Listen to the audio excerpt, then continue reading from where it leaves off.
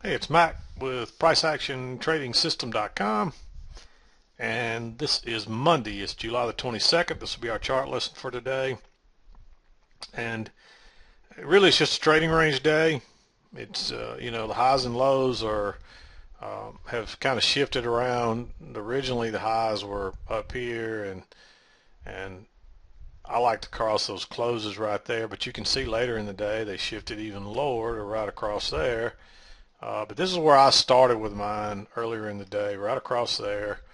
And actually I had it right there after we made that high. But it's just a trading range day. It's only about 1686 to 1692.50 or something like that. So not a very big range. We did make a new high in the overnight, so another new high today. And we just keep making new highs, but there just wasn't a lot of volume. There's not a lot of trades either. There's about 9 setups I saw here through 1 o'clock or so, and about 3 of those are more aggressive type trades. So there's just not much volume and not much happening. You have to find these little small trends and channels. But that's another thing about range days like this. A lot of times you don't get a retest like you do on larger trends, and the reason is because you find too much support and resistance and prices can't get back up there. And there's too many people that recognize the range and they're trading the range rules. And these lows started in here early and they just kept working their way down. But we had an obvious trend channel here. Originally I thought it was a little lower like this, and it could be there, but if so, there's still one of those, we got the kind of midline through there like we usually get. So maybe I'll go ahead and draw that just in case people want to see that. But you can see there's pretty much 3 equal or 2 equal channels there. This one may be a little lower. Maybe this one's just a tad higher right there. So, but anyway, there's kind of a midpoint through here, and we'll just make it a dot to make it easier to see, or lighter so you can recognize that. But you had to take these trades, and the only reason you didn't really like this one is because by the time you don't want to go short below that, but it never triggered. Then you had that one, and then it finally broke lower, and you might have been getting a good setup bar here. Then it closed with a big stem and then a little double bottom, and it was obvious then that you got some strong support right there. And that's exactly where you would look for prices to find support, because that was a resistance from Friday. And it later turned into support, and we never have really come back and tested that, so you're looking for that. Another clue was the fact that we were staying in this upper channel, and notice how we didn't quite get there that time.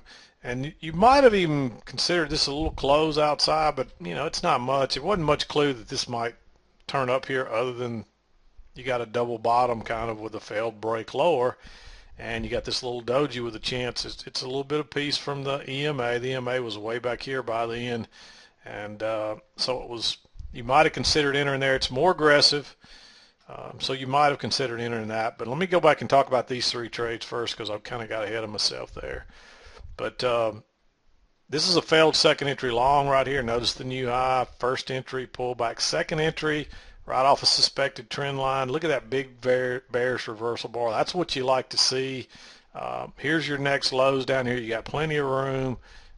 Fairly easy trade, but that's the kind of reversal bar, the trap you like to see that really sets up. Then you had a double top here.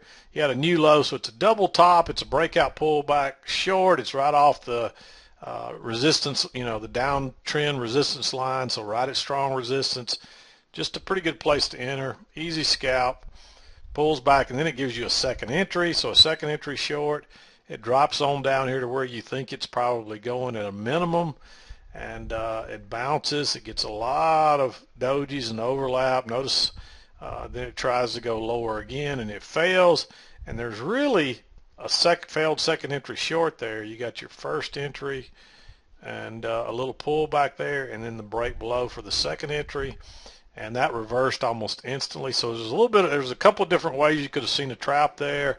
The failed second entry short, the reversal, the failed break below the support, and then the little bitty doji with a chance to get in with a small stop.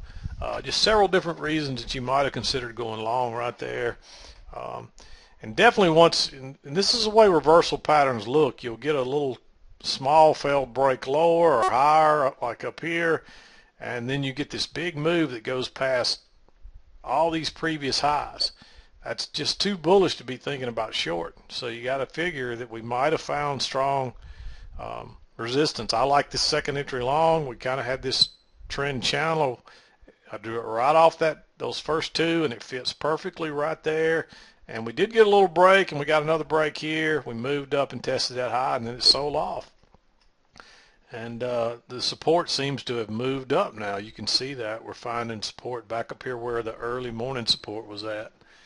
And so the channel is just maybe tightened. It's too late to be thinking about trading anyway.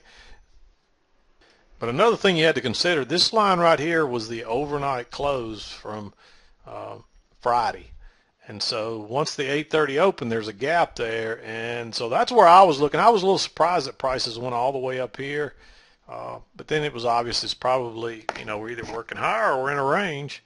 And but you had your couple of breaks and a move to a new high. It tested this same thing. You got another little bitty doji. It's almost the reversal of that. Chance to get in with an easy stop. That was a quick, easy move.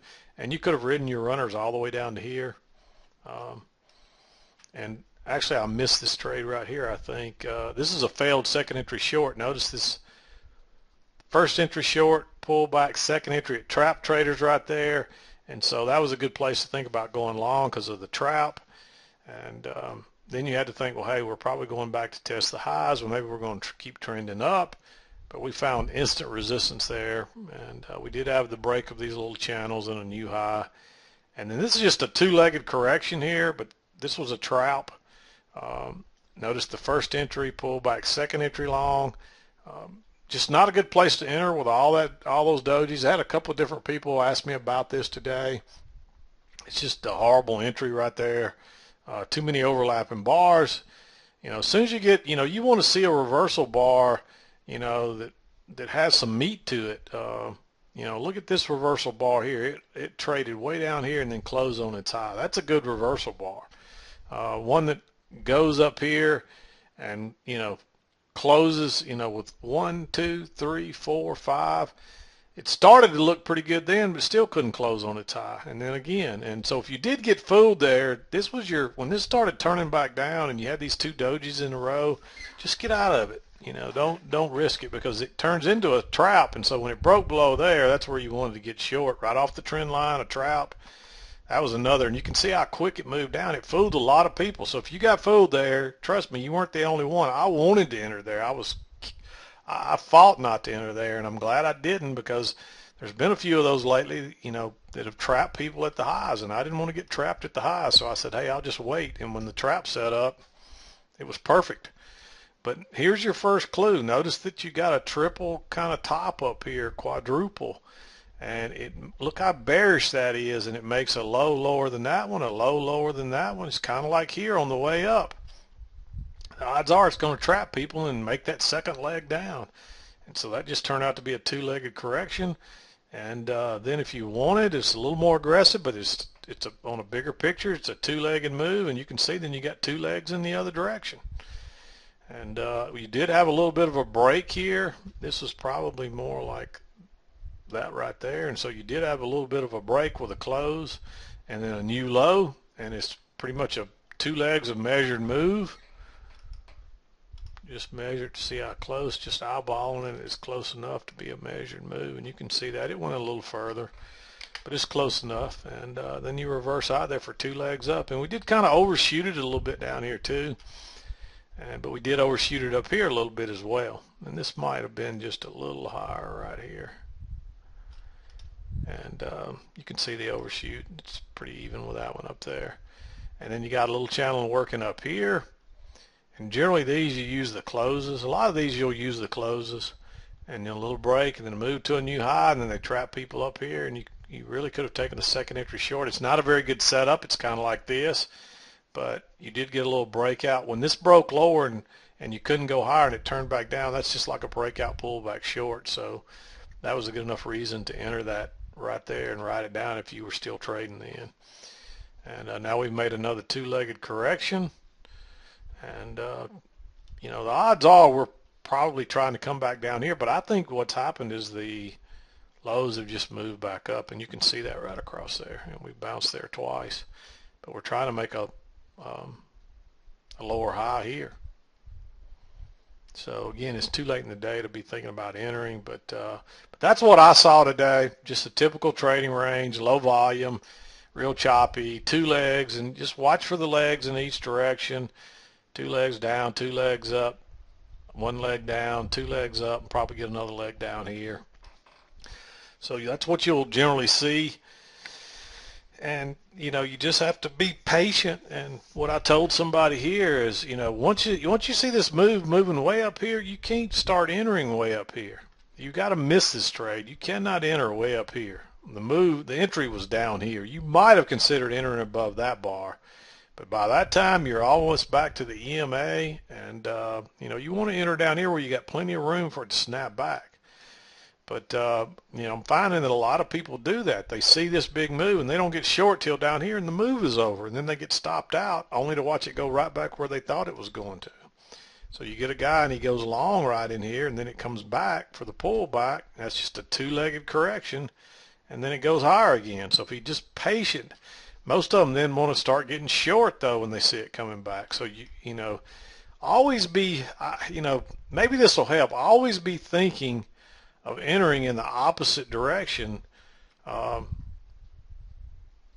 after big moves. You know, once you see a big move down like this, you don't know how far it's going to go, but the odds are it's going to come back at least to the EMA, especially on a range day. Now, if this is a downtrend down there, you don't want to think about going long at all until there's been a confirmed trend line going the other way. And that's really the best thing for most people. But I think what happens is people see all this bullishness and they're thinking, okay, I'm missing it, I got to buy. And as soon as they buy, it turns down on them. And then they reverse and start going short. And next thing you know, it reverses and it's going long on them again. And you've got to learn to buy the lows and sell the highs. And you can't do it any other way. It goes against common sense, because common sense says, hey, it's starting to move higher. I got to think about getting long. And that's the right thought there. But you got to wait on a pullback and buy the pullback once they trap everybody on the wrong side. And you'll see that over and over and over, just two moves in each direction, and then it moves two moves in the other direction. So that's really about all there is today. It's just not much volume, not much going on. So, but I'm going to wrap it up, and we'll do it again tomorrow. Maybe it'll pick back up here again, and we'll get out of these ranges before it's over, this choppy stuff. But I think people are just a little leery of buying at these prices when you're making new highs every day.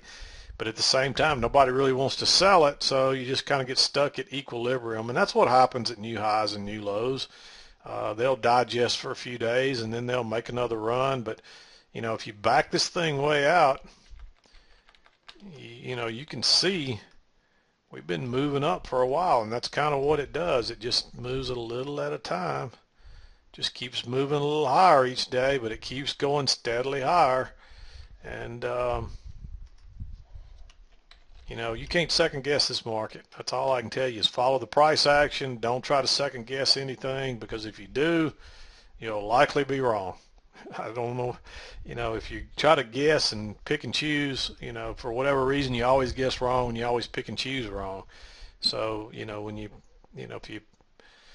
make a little rule, always follow it the same way each time, because if you try to pick and choose, you'll be wrong. And really the almost sure trades are the ones that are the worst setups, and the ones that don't look so good often turn out to be the best ones. But stay out of this stuff right here. That is the first. That right there gets more traders. And, you know, sure, there's a failed second entry short there and a second entry long, but you're just asking for trouble if you enter around all that. That's the reason I didn't mark that trade right there.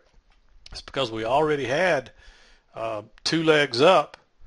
And if you measure these two legs, you'll see that. So I was a little surprised it made that last leg up, but it did. But it wasn't. You can see we kind of overshot that, but it found support a couple more times and went higher. And but you can't avoid, you know, with the trend being down and a failed second entry short, you definitely can't, you can't avoid that. You gotta, that's a perfect setup, and you see it took it a minute to go, but they almost always go. It's very rare they fail, just like right here, second entry long when we're working down, and then look what happens, boom. And it was finding real strong support in there until they trapped everybody, and then they used the stops from the people they trapped to drive it on down. And then the people that were just sitting on the sidelines start thinking, hey, I got to chase it now, and they end up entering down here, and it reverses on them, and then they got to run out the other way. So they use weak traders to move the market around by trapping them on the wrong side. So be aware of that, and always consider, hey, is this a trap setting up? Ask yourself that. And if we just moved off the high side or the low side of a range heading to the high side, and now we're coming off the high side, what are the odds are we're probably headed the other way, and they're going to trap people on the long side, and I get to go short. I want to stay with the trend. So tell yourself that, and ask yourself, is there a chance I could get trapped here?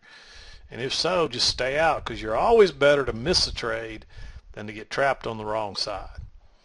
So because by missing this long, then you easily saw the short trap, or you should have anyway. But that's how you'll find a lot of the best traps, is by staying out of the bad entry points, and that's where the traps will occur. They're usually going to occur down here on the lows, up here on the highs, or during a pullback of a trend, whether it's short term or not. So, and always draw your little short term trend lines. That'll help too. Just like coming off this right here, there's probably a little trend right there, and we broke it, and we never have had any pullback really there, but you got a little trend right there, so odds are we may turn back down here. We had this little one going up here, a break, and then a new high. Now we got one coming down, we got a break.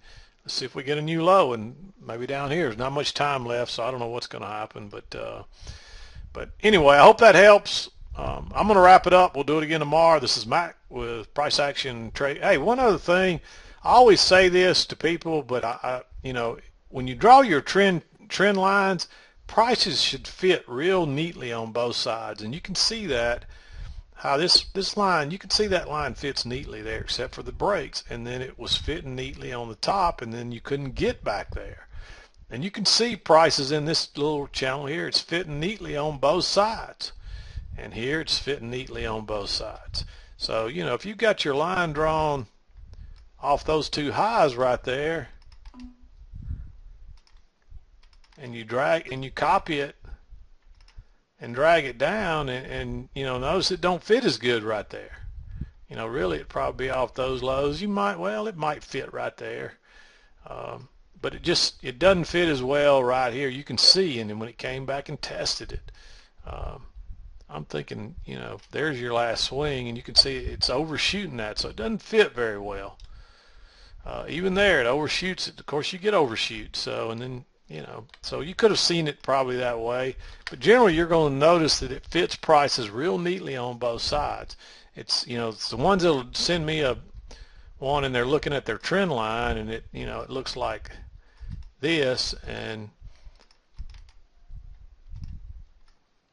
they put it on the top, and it just doesn't fit very well, and you can see that it doesn't fit very well. And so your trend channel should fit neatly, and prices should be reacting off both sides, and I guarantee you, if I drag this one down, you can see it fitting neatly right there as well. So, and that's something you can do, and just double check. I mean, it's an art, just like reading the price action. As you do it, you get better at it, and it gets easier. And you don't have to have it exactly right, but you got to be close. You can't be completely off. I can't really find a good example here, but I'll see trend lines that are just have no clue, that aren't even semi-valid, and people are trying to trade them, and they wonder why their trades are failing. So just hang in there and keep practicing them, and studying your chart at the end of each day and trying to redraw them and see if you can get it after the fact. And I know getting it after the fact doesn't seem like it means a whole lot, but if you can start to see it after the fact, you will begin to slowly see it in real time. If you can't see it after the fact, how are you ever going to see it in real time? So hopefully that makes sense to you. learn to be able to you should be able at the end of the day get to the point where you can look at this chart and you can spot every trade and know why every trade did what it did and why it worked. Now, you won't be able to do that in real time right away, but until you can learn to look at the chart after the fact and see where all the setups were and understand why they were setups, you'll never learn to see it in real time. So your first step is to learn it, to spot it after the fact. So don't think that's not important, because it's very important. And I'm going to say this and I'm going to wrap it up. I've got a trader that's contacted me. He says, oh, I can make 100 out of 100 wins on the, trading on the sim, but as soon as I go live, I start losing money. And so I've gone back and forth with this trader a few times, and finally I said, send me your chart. I kept telling him, send me your chart and let me look. And finally I got him to send me my chart, and he's not even close. I don't know how he ever had a winning sim trade, except he must have got lucky. And the traders probably going to think I'm beating up on him, but I'm not. I just want you to understand that if you're losing, you're doing something wrong. And this trader's entering late. They're entering at the wrong places. I mean, they're not. I didn't see a single trade on their last chart that was a valid trade. And so again, if you're watching the video, don't think I'm beating up on you, because I'm not. But I got you. You got to understand that where you got to enter at the place you want to enter, or when the market is trending, are pullbacks to the trend line. Nowhere else. You can't enter down in here. You got to enter off this line. And when it's going up, you're looking to enter off this line going up.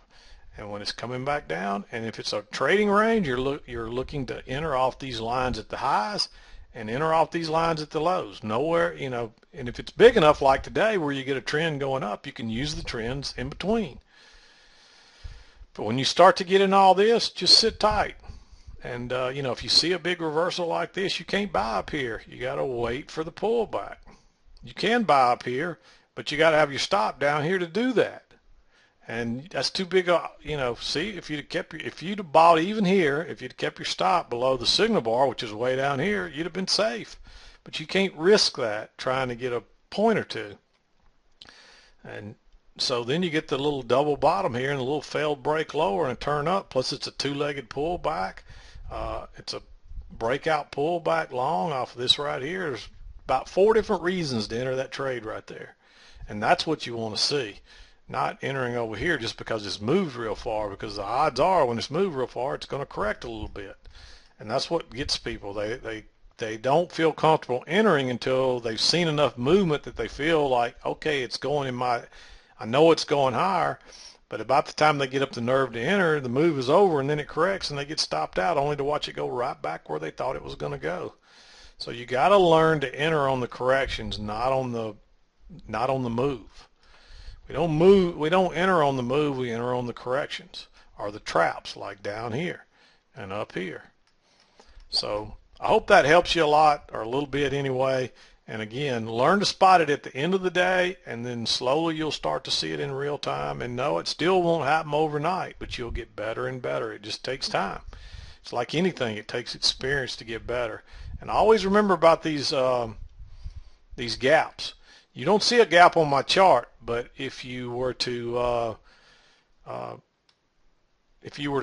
me show you this. If you were to go to an 830 chart, your 830 chart would have opened, where's 830? Right there. So notice the gap right there, because you wouldn't see the price action back to the left from the 830 open. So there's a gap there, and we went lower, and then it comes back and it fills that gap, and it looks like it's going to go lower, and it traps everybody on that failed second entry short, and then it goes on up to the next support level. So hopefully that makes sense, because I get questions about that all the time. I don't see the gap. Well, you can't, because I got a 24-hour chart, and it's not on the 24-hour chart. Just know that wherever price is closed on Friday, note that difference between that and the 830 open. And if you go to the 830 open, which is right somewhere right in here, then there's a gap between there and there. And it's probably going to get filled. Not always, but it's something that you got to be aware of. So anyway, I've drug this out. I'm going to wrap it up. This is Matt with PriceActionTradingSystem.com, and we'll see you next time.